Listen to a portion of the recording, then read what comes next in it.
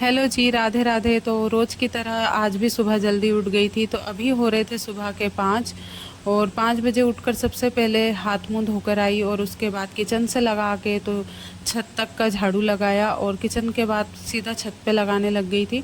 और हवा आंधी इतनी ज़्यादा तेज़ चलती है कि पूरे छत पे कचरा उड़कर आता है, तो अच्छे से घिस घिस कर झाड़ू लगाना पड़ता है। तो मेरा रोज़ का रूटीन यही रहता है कि उठकर सबसे पहले मैं झाड़ू ही लगाती हूँ, उसके बाद दूसरे काम में लगती हूँ। क्योंकि सबसे पहले झाड़ू का काम हो जाता है, घर में साफ़ सफाई हो जाती है, उसके बाद दूसरे काम में मन लगता है। नहीं तो दूसरा काम करने का मन नहीं होता है जब तक झाड़ू नहीं लगाती हूँ। और उसके बाद फिर मैं आ गई थी यहाँ पर पालक लेने के लिए।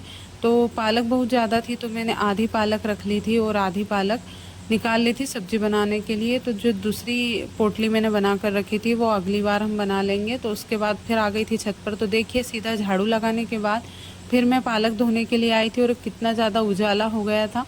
तो बस पालक धोई मैंने, 2-3 पानी से धोई, क्योंकि इसमें पत्तों में मिट्टी लगी हुई रहती है। तो 2 से 3 बार अच्छे से टब में पानी लेकर फिर धोना पड़ता है।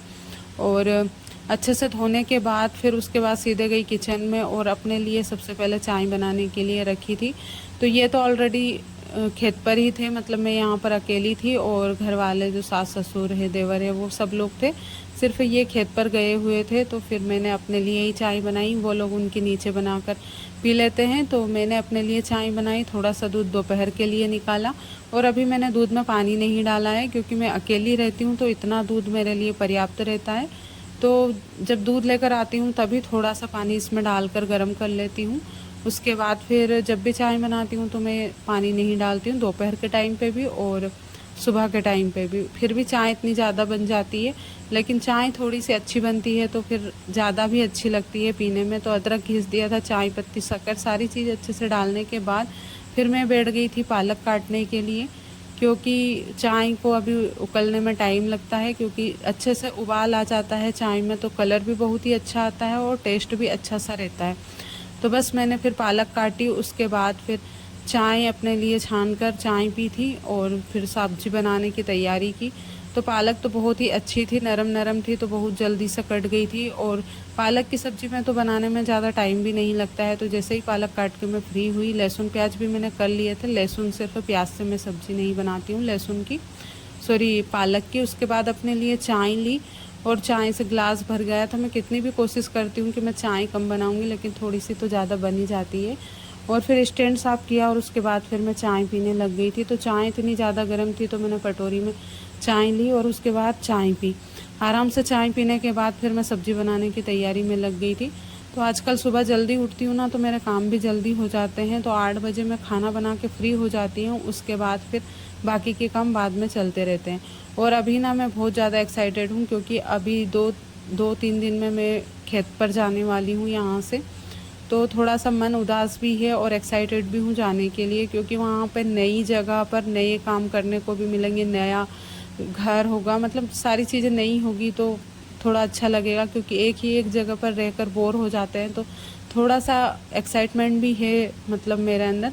मैं सोच रही हूँ कि जल्दी कब काम ख़त्म हो जाए और कब मैं खेतों पर चली जाऊँ।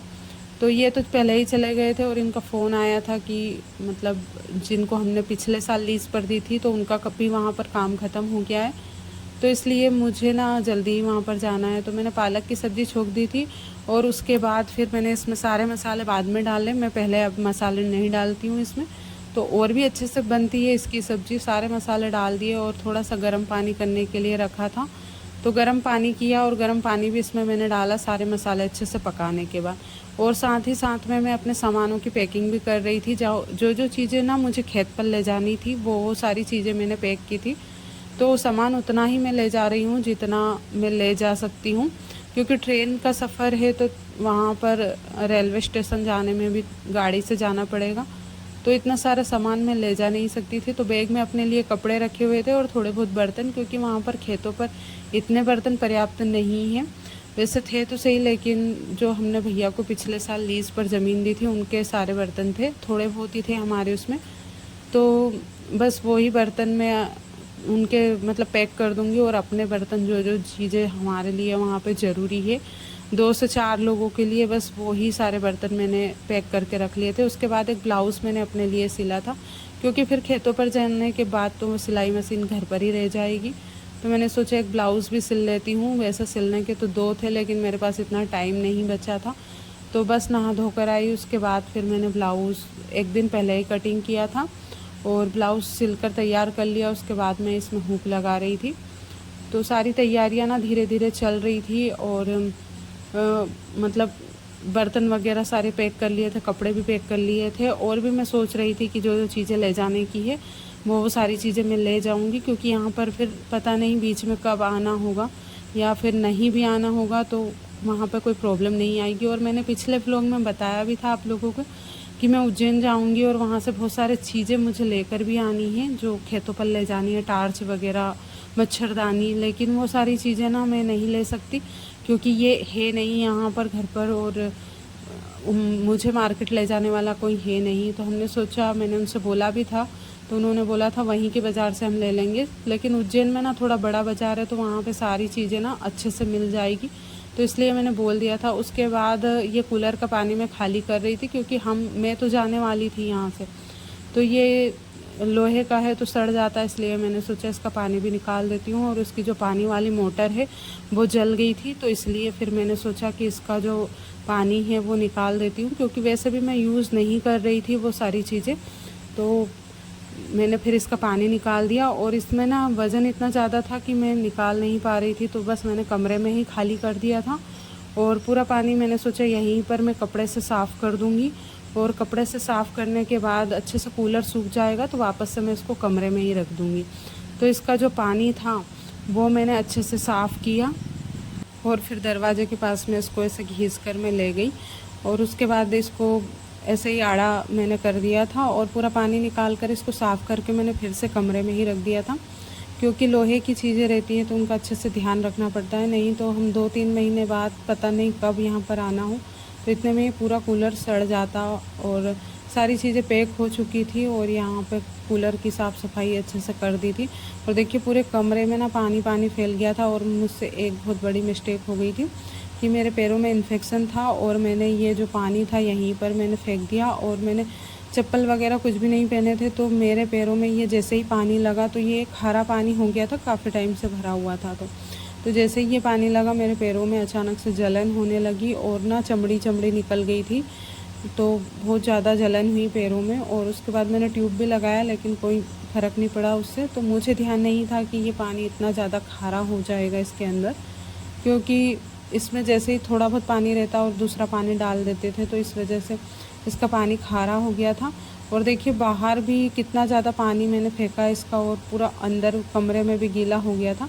तो थोड़ा बहुत पानी मैंने इससे पहले भी शाम को साफ़ कर लिया था, फिर बचा हुआ पानी सुबह साफ़ किया, और कमरे को अच्छे से साफ़ किया। उसके बाद कूलर को सीधा किया, क्योंकि रास्ते में ही पड़ा हुआ था तो निकलने में प्रॉब्लम आ रही थी। उसके बाद इसको फिर से कमरे में ला कर रख दिया था। तो ऐसे सारी तैयारियां मैंने जाने से पहले यहाँ पे कर ली थी, क्योंकि यहाँ पे कोई देखने वाला नहीं है, क्योंकि चीज़ें ख़राब हो जाती है तो बहुत ज़्यादा महंगी आती है ये वाली चीज़ें, और बार बार ये वाली चीज़ें ना ले नहीं सकते। तो इसलिए मैंने सारी चीज़ों को व्यवस्थित किया, और मतलब सारे घर को अरेंज किया। जब मैं ऊपर रहती थी तो यहाँ पे ना सारी चीज़ें व्यवस्थित ही रखती थी, तो मैंने सोचा जाने से पहले भी सारी चीज़ें व्यवस्थित कर देती हूँ।